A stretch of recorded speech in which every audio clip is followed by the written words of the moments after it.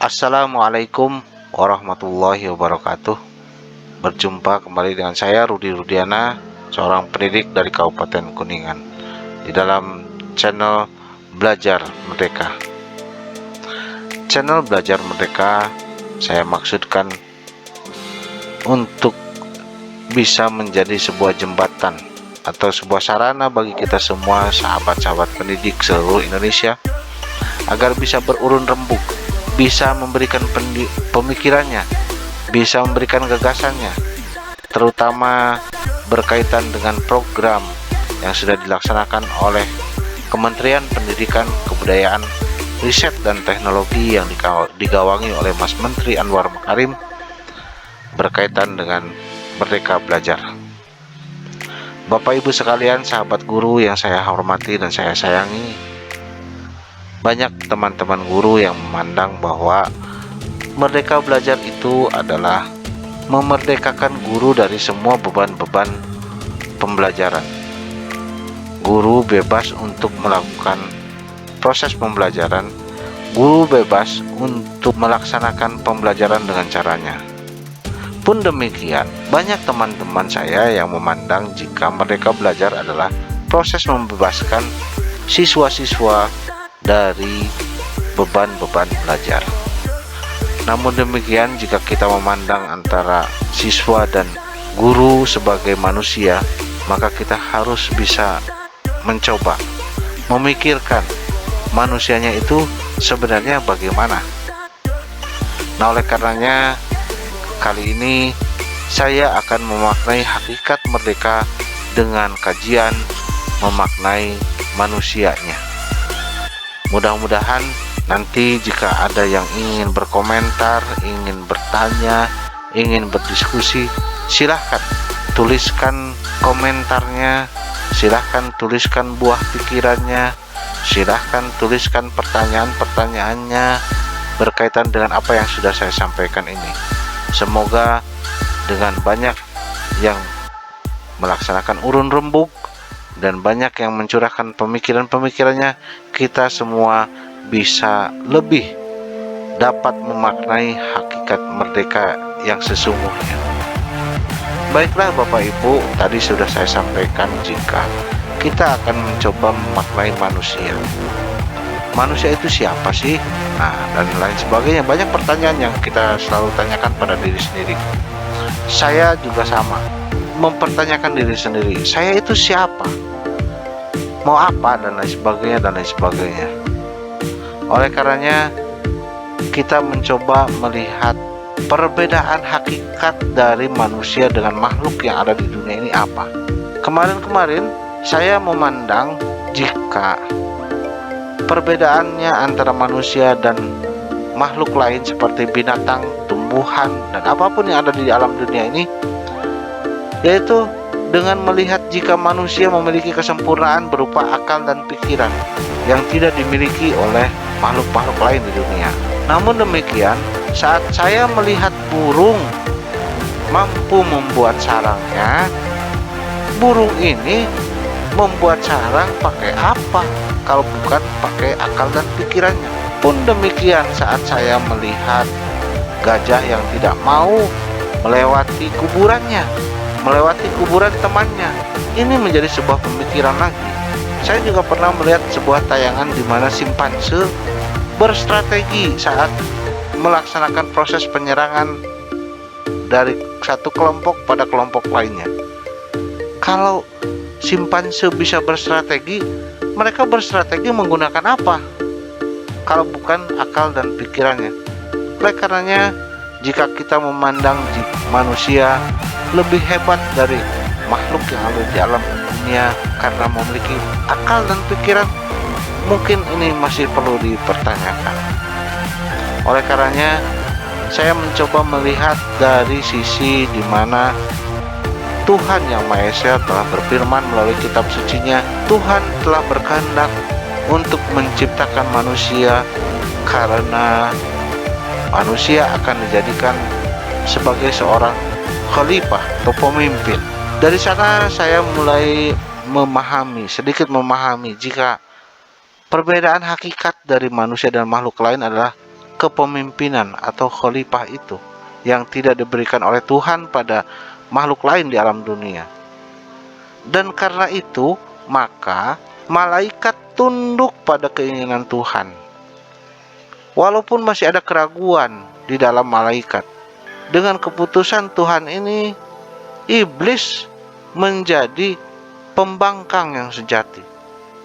Karena iblis menentang penciptaan manusia untuk menjadi seorang khalifah. Karena iblis merasa lebih tinggi derajatnya dari manusia. Dengan memaknai hal ini, kita bisa melihat jika sebenarnya manusia itu tujuan penciptaannya adalah untuk menjadi seorang khalifah. Dan untuk menjalani tugas sebagai khalifah, maka manusia diberikan hawa nafsu. Kenapa diberikan hawa nafsu? Karena seorang pemimpin tidak akan bisa melaksanakan kepemimpinannya tanpa dibarengi oleh nafsu. Nafsu ini namanya keinginan, dan oleh karenanya manusia diberi nafsu. Namun demikian, karena adanya keinginan inilah yang menjadi jalan iblis melalui setan untuk menuntun manusia agar selalu mengikuti keinginannya. Karena dengan manusia mengikuti keinginan iblis, maka manusia ini akan menjadi temannya iblis. Pun demikian, malaikat awalnya sempat berdialog dengan Tuhan, ragu-ragu dengan tujuan Tuhan menciptakan manusia untuk menjadi pemimpin. Bagaimana mungkin bisa menjadi seorang pemimpin? Karena manusia pada dasarnya akan berbuat kerusakan. Oleh karenanya Tuhan memerintahkan agar malaikat selalu membimbing manusia. Proses membimbing ini namanya batasan. Jadi sebenarnya manusia itu berada di dalam keinginan dan batasan. Manusia itu selalu akan berada dalam keinginan dan batasan. Jika manusia selalu mengikuti keinginan, maka dia akan tersesat, masuk ke dalam perangkap-perangkapnya setan. Pun demikian, jika manusia selalu terbelenggu oleh batasan dan selalu mengikuti keinginan-keinginan batasan, maka manusia juga akan tertindas. Nah, disinilah mungkin sedikit yang bisa saya bayangkan, yang bisa saya pikirkan, yang saya bisa ungkapkan. Jika manusia itu merdeka, jika mampu untuk menuntun keinginan dan menuntun batas saja. Seperti contohnya saat kita akan menerbangkan layangan. Layangan terbang tinggi karena manusianya yang memimpin. Di sebelah kirinya ada keinginan yang dituntun oleh setan. Jika manusia selalu mengikuti keinginan setan, maka layangan ini akan berbelok ke arah kiri dan akan jatuh ke tanah. Pun demikian, saat layangan ini selalu mengikuti keinginan batasan, maka layangan ini akan berbelok ke kanan dan tidak akan pernah naik terbang tinggi karena akan jatuh kembali ke tanah. Itulah barangkali sejatinya manusia, di mana merdeka di sini yaitu manusia mampu untuk membebaskan dirinya dari batasan dan keinginan, sehingga layangannya manusia akan terbang tinggi ke atas mencapai sebuah tujuan. Tujuannya apa?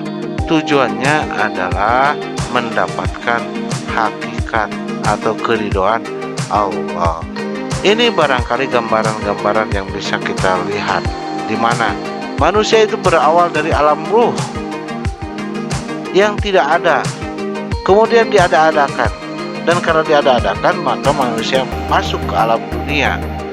Jadi sebenarnya yang ada di dalam jasad kita ini adalah manusianya, bukan badan kita, bukan tangan kita, bukan kepala kita, tetapi apa yang ada di dalam diri jasad yang wujudnya manusia itulah sebenarnya manusia. Tujuannya adalah untuk menjadi seorang khalifah dan untuk beribadah.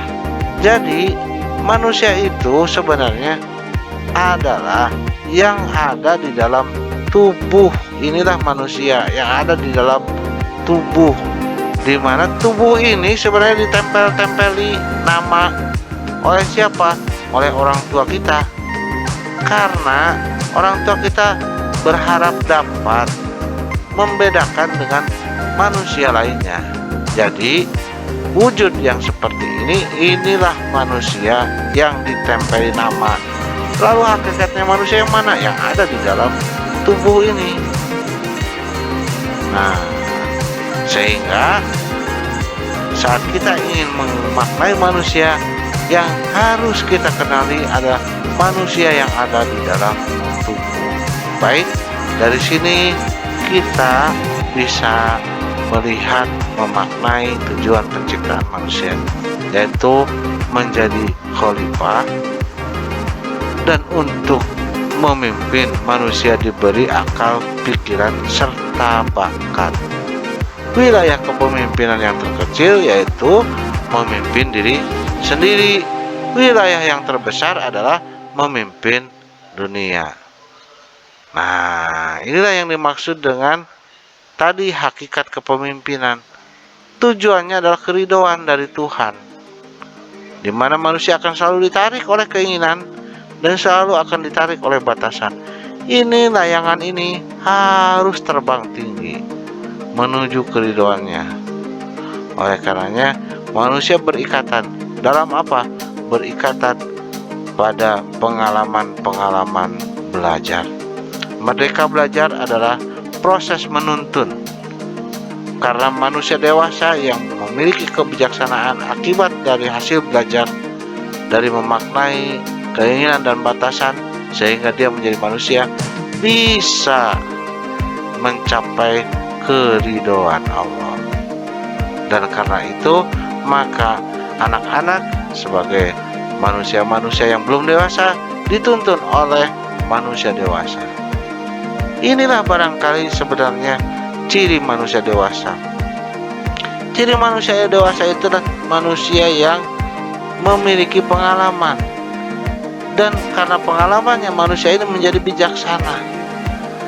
Dan sehingga karena sudah menjadi seorang yang bijaksana, manusia dewasa ini berfungsi, memiliki fungsi untuk menuntun anak-anak menuju kedewasaan sesuai dengan bakat-bakat mereka. Guru merdeka adalah guru yang mampu memberikan keluasan, mampu memberikan kebebasan pada anak-anak untuk bisa belajar dengan caranya, tetapi dituntun, ada tuntunannya. Guru itu adalah orang dewasa yang mampu mengajak anak-anak untuk belajar, untuk mencoba melakukan apapun dalam proses belajar. Dan guru merdeka adalah guru yang memiliki empati, guru yang memiliki rasa. Jika anak ini harus dibantu, harus dituntun oleh rasa dari guru, bukan diejek, bukan dilecehkan, bukan pula untuk dibuat menjadi manusia yang menjalani hidup dengan beban. Ini barangkali yang bisa saya sampaikan. Dan Bapak Ibu sahabat guru semuanya, yakinilah bahwa Tuhan Yang Maha Esa telah berkehendak atas Anda untuk menjadi seorang guru, penuntun anak-anak menuju kesuksesan, sebagaimana kehendak Tuhan Yang Maha Tahu atas takdir setiap manusia, di mana saat kita mengetahui, saat kita bisa memaknai makna merdeka ini, insya Allah negeri Indonesia akan menjadi negeri yang baldatun warabun gofur. Terima kasih. Jalan pendidikan pasti berliku, tapi tujuan pendidikan haruslah tetap lurus. Selamat berjumpa kembali dengan channel saya di masa yang akan datang.